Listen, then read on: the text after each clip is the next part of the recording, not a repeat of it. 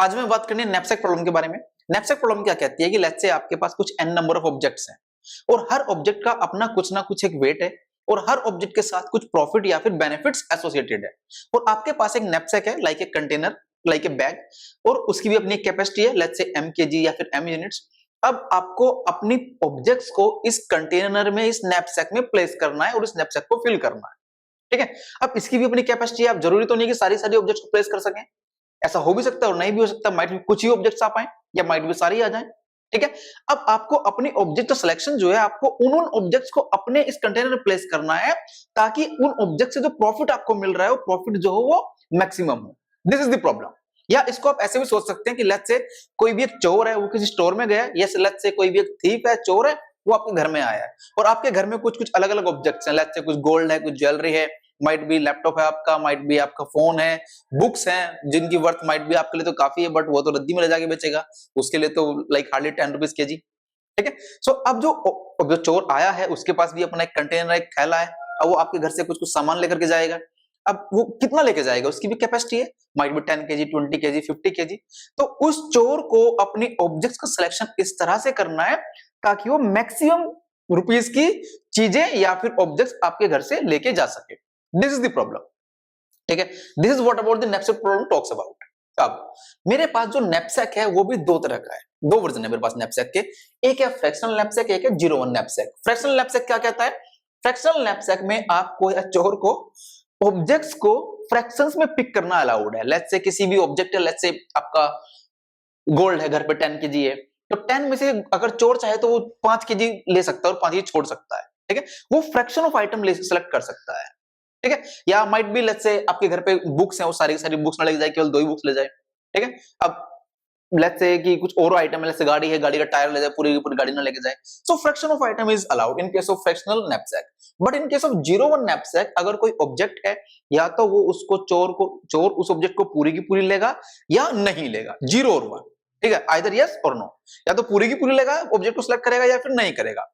अब ये जो फ्रैक्शनल नैपसैक है, देखो दोनों ही प्रॉब्लम के लिए, दोनों ही फ्रैक्शनल नैपसैक के लिए भी और 01 नैपसैक के लिए भी, दोनों का सॉल्यूशन हम ग्रिडी अप्रोच से और डायनेमिक अप्रोच से कर सकते हैं। दोनों का सॉल्यूशन हो सकता है, बट जो ऑप्टिमल सॉल्यूशन है फ्रैक्शनल नैपसैक के लिए, that is given by the greedy approach. Greedy approach gives the better solution compared to dynamic approach for the fractional knapsack. And 01 knapsack के लिए जो सॉल्यूशन है, optimal solution, that is given by the dynamic programming approach. Dynamic programming approach. ठीक है। अगर मैं fractional knapsack पे dynamic लगाऊंगा, I will not get the optimal solution. अगर मैं 01 पे ग्रिडी अप्रोच लगाऊंगा तो still I will not get the optimal solution. Optimal के लिए मुझे इसके लिए ग्रिडी के लिए जाना पड़ेगा और इसके लिए मुझे डायनेमिक प्रोग्रामिंग के थ्रू जाना पड़ेगा। ठीक है। अब फ्रैक्शनल नैपसैक क्या कहती है? फ्रैक्शनल नैपसैक तो ये कहती है कि हम फ्रैक्शन ऑफ आइटम्स को सिलेक्ट कर सकते हैं। अब मुझे ये एक प्रॉब्लम गिवन है, let's say this is my problem, this is an example, जिसमें मुझे ये 4 ऑब्जेक्ट्स गिवन है और चारों ऑब्जेक्ट्स का उन्होंने उसने कुछ कुछ प्रॉफिट्स हैं कि इस ऑब्जेक्ट का इतना प्रॉफिट है, इसका इतना प्रॉफिट है, और इस ऑब्जेक्ट के कुछ कुछ वेट्स भी एसोसिएटेड है। ठीक है। अब मुझे इस पे ग्रिडी टेक्निक इंप्लीमेंट करनी है या अप्लाई करनी है। अब ग्रिडी टेक्निक मींस, अब जो चोर है, जिसको लेट्स से आपका कंटेनर है, capacity of knapsack is, let's say this is 20 kg या फिर 20 units, this is also weight is like 10 kg, 8 kg, 12 kg and 5 kg। ठीक है। अब जो चोर है वो हमें ग्रिडी अप्रोच को फॉलो करना है। दैट मींस चोर ग्रिडी होना चाहिए, लेकिन ग्रिडी किस चीज के लिए होना चाहिए? माइट बी चोर जो है वो वेट के लिए ग्रिडी हो, कि वो सबसे पहले उन ऑब्जेक्ट्स को पिक करे जिनका वेट कम हो, ताकि वो ज्यादा से ज्यादा ऑब्जेक्ट लेके जा सके अपने साथ। बट ऐसा हो सकता है कि जिन ऑब्जेक्ट्स का वेट कम है उनके साथ प्रॉफिट जो एसोसिएटेड है वो भी कम हो। तो अगर वो ऑब्जेक्ट्स ऐसी पिक कर रहा है जिनका वेट कम है, उनका प्रॉफिट भी तो कम है, तब भी उसका फायदा नहीं हो रहा। या फिर वो माइट भी ऐसी ऑब्जेक्ट्स को सिलेक्ट करे कि जिनका प्रॉफिट बहुत ज्यादा हो, if he is greedy about the profit. ठीक है। तो वो ऐसी ऑब्जेक्ट को सिलेक्ट करेगा जिनके साथ प्रॉफिट बहुत ज्यादा हो। बट ऐसा हो सकता है कि जिन ऑब्जेक्ट्स का प्रॉफिट ज्यादा है उनका वेट भी बहुत ज्यादा हो। This is also possible. तो माइट भी वो ज्यादा वेट तो नहीं लेके जा सकता ना, उसकी भी अपनी कैपेसिटी है। So this can again may be a problem. So चोर को मैक्सिमम ऑप्टिमल सॉल्यूशन के लिए किस चीज के लिए ग्रेडी होना चाहिए? सो जो चोर को जो ऑप्टिमल सॉल्यूशन मिलेगा वो मिलेगा if he is greedy about the ratio of this one, ratio of profit with respect to object, weight of the object. Profit and weight के रेशो के करस्पॉन्डिंग उसको ग्रेडी होना चाहिए। ठीक है। अब मेरे पास ये एक प्रॉब्लम है, मुझे 4 ऑब्जेक्ट्स गिवन है, चारों ऑब्जेक्ट्स का प्रॉफिट वेट मुझे यहाँ पर है। मैं इसके सबसे फर्स्ट स्टेप में ग्रिडी अप्रोच में, जहां पर हम ये बात कर रहे हैं कि ग्रिडी अप्रोच में उसको ऑप्टिमल सॉल्यूशन तब मिलेगा जब वो इस रेशो के लिए ग्रिडी होगा, rather than being greedy for the profit और being greedy for the wait.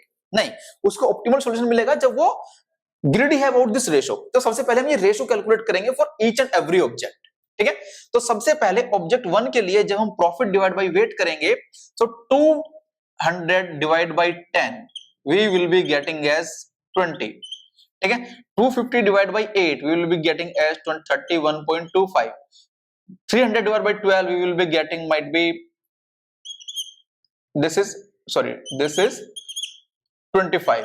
now this is going to be 36। ठीक है, अब this was the first step।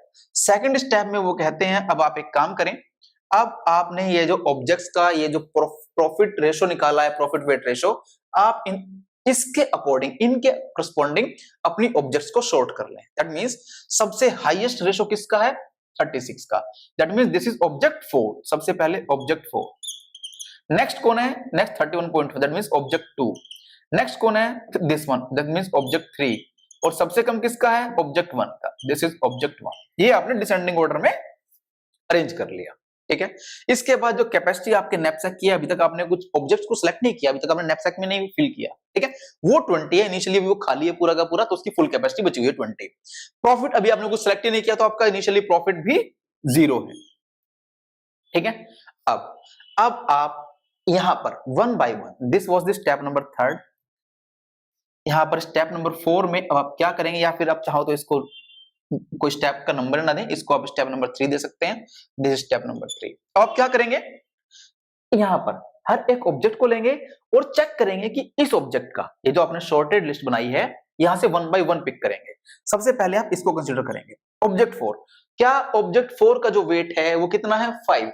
क्या वो मेरे knapsack, that is M, knapsack की जो कैपेसिटी है, अभी करंट में कैपेसिटी, अभी तो कुछ सेलेक्ट किया नहीं है, इनिशियल है 20 से कम है, आई मीन इस ऑब्जेक्ट का वेट 5, क्या वो 20 से कम है? यस। अगर वो कम है तो मैं इस ऑब्जेक्ट को सिलेक्ट कर सकता हूं, पूरी की पूरी ऑब्जेक्ट सिलेक्ट कर सकता हूं। ठीक है, क्योंकि ये मुझे हाईएस्ट रेशो दे रहा है। ठीक है, सो मैं क्या कर सकता हूं, अब जब मैं इस ऑब्जेक्ट को, एम कितना है यहां पर? 20 माइनस, आप किसका वेट रिड्यूस करें, कौन से ऑब्जेक्ट को प्लेस कर रहे हो? ऑब्जेक्ट 4 को। So weight of 4 object. ठीक है, so this will become 20 minus 5, because weight is 5 kg और 5 units. So remaining capacity of your knapsack is 15। 5 का आपने कंटेन कर लिया, 5 kg यूनिट आपने उसमें प्लेस कर लिया अपने नैपसैक में, आपका 15 यूनिट्स का प्लेस खाली है। और आपका प्रॉफिट कितना मिल गया अभी तक आपको? इसके साथ जो टोटल प्रॉफिट है, सो इनिशियल प्रॉफिट कितना था? 0। सो P प्लस में P4, दैट इज 0 प्लस में 180 is the profit, so 180, this is 180 your current profit. ठीक है, अब आपने ऑब्जेक्ट 4 आपकी कंप्लीटली ऑक्यूपाई हो चुकी है आपके नैपसैक में। फिर आप नेक्स्ट ऑब्जेक्ट पर देखेंगे, अगेन देखेंगे कि इस ऑब्जेक्ट का जो वेट है, ऑब्जेक्ट 2 का जो वेट है, दैट इज 8 kg या 8 यूनिट्स। ठीक है, क्या वो आपके नैपसैक की कैपेसिटी से कम है? Yes, this is come. अगर कम है, दिस इज कम, अगर इससे कम है तो आप इसको पूरे को सेलेक्ट कर सके, फिर से पिक कर सकते हैं। सो आप अगेन आप क्या करेंगे, 15 minus weight of second object, so weight 2, so 15 minus weight is 8, so this is 7। So आपने 8 भी अपने नैपसैक में प्लेस कर दिया। अब आपकी कैपेसिटी कितनी बची है? 7 कीजिए, 7 यूनिट्स। ठीक है, और आपका प्रॉफिट कितना आ गया? अब इस ऑब्जेक्ट को आपने पूरी की पूरी ले लिया, इसका प्रॉफिट भी आप ऐड करेंगे अपने प्रॉफिट में, टोटल प्रॉफिट में। सो अभी P कितना है आपका? 180। P प्लस में P2, दैट मींस 1, अब P कितना है? 180 प्लस में P2 कितना है? 250। सो आपने 250 को ऐड किया, 250, एंड दिस विल बिकम 430। ठीक है, अब फिर अब आपने ऑब्जेक्ट 2 को भी देख लिया, सिलेक्ट कर लिया। अब ऑब्जेक्ट 3 को देखेंगे, क्या ऑब्जेक्ट 3 का वेट कितना है? ऑब्जेक्ट 3 का वेट है 12, और आपके पास रिमेनिंग कैपेसिटी कितनी है नैपसैक की? ओनली 7। क्या आप इस पूरी की पूरी ऑब्जेक्ट को यहां पर ले सकते हैं? नहीं, आपकी जो कैपेसिटी बची हुई है वो 7 है, और जो आपकी ऑब्जेक्ट है उसका वेट कितना है? 12। सो ये ऑब्जेक्ट को आप फुल्ली ऑक्यूपाई नहीं कर सकते। ठीक है, इस केस में आप क्या करेंगे, फिर जब ऐसा होगा तो आप क्या करेंगे, इसका केवल इस ऑब्जेक्ट का केवल उतना ही फ्रैक्शन लेंगे जितने की आपको रिक्वायरमेंट है, 7 ओनली। सो 7 में से इसमें से केवल इसका rather than being taken as complete 12, हम क्या करेंगे, हम इसमें से 12 में से केवल इसका 7 के लेंगे और आपकी रिमेनिंग कैपेसिटी क्या हो जाएगी, 0। ठीक है, और प्रॉफिट कितना हो जाएगा, profit will become into profit of 3, sorry third object है ना, यस, प्रॉफिट ऑफ P3। क्या इसका पूरा का पूरा प्रॉफिट लेना है हमें, नहीं, जितनी ऑब्जेक्ट ले रहे हैं उसी की रेशो में तो लेंगे। सो P3 into M divide by that is W3, इसका इस ऑब्जेक्ट का वेट। सो यहां पर ये कितना है, दिस P इज 430 प्लस में P3 कितना है, यहां पर P3 इज 300, इस P3 is the profit with respect to third object. So this is 300 into, और यहां पर अब M कितना है, यहां पर M, ये M कितना है, यहां पर इस ऑब्जेक्ट का केवल हमने 7 ही तो M बचा था, यहां पर जो कैपेसिटी बची थी 7, तभी तो हमने 7 ली थी। यहां पर इस ऑब्जेक्ट का केवल 7 केजी या 7 यूनिट्स तो हमने ऑक्यूपाई किए, हमने सारे नहीं लिए। So it should be 7 divide by W3, that mean weight of third object, W3 is 12, so this is 12, 7 by 12. So likewise this profit will become 430 plus में, अब जब हम इसको करेंगे it should be, this is like I can say this is 25 into 7, so this is 430 plus 25 into 7, that is 175, and we will be getting as 5, this is 0 and this is 605, so 605 will be the total profit corresponding to this problem, जहां पर मेरे पास knapsack की capacity fulfil हो गई है और जो total profit है वो भी 605 गया है। So total profit is 605, total profit, this is the solution. और कौन कौन सी ऑब्जेक्ट्स आपने सिलेक्ट किए हैं, अगर आपको अपनी ऑब्जेक्ट्स बतानी है, so this is you can say like this one. So object 1 है आपकी, ऑब्जेक्ट 2 है आपका, ऑब्जेक्ट 3 है आपका, ऑब्जेक्ट 4 है आपका। क्या ऑब्जेक्ट 1 आपने पूरी सिलेक्ट की, यस। ऑब्जेक्ट 2 क्या, सॉरी ऑब्जेक्ट 1 तो सिलेक्ट ही नहीं हुई, सो this is 0, so this is 0। Object 4 completely select हुई है 1, ऑब्जेक्ट 2 कंप्लीटली सिलेक्ट हुई है, दैट इज 1। ऑब्जेक्ट 3 क्या आपने कंप्लीटली सिलेक्ट की है, नहीं, only 7 by 12 portion of this, ठीक है। अगर फुल्ली ऑक्यूपाई या पूरी की पूरी ऑब्जेक्ट लिया है 1, अगर रेशो लिया है तो वो रेशो मेंशन करेंगे और नहीं लिया है तो 0 मेंशन करेंगे। So this is these are the objects corresponding to जो आपने अपने नैपसैक में फिल किया, and this is your total profit corresponding to this.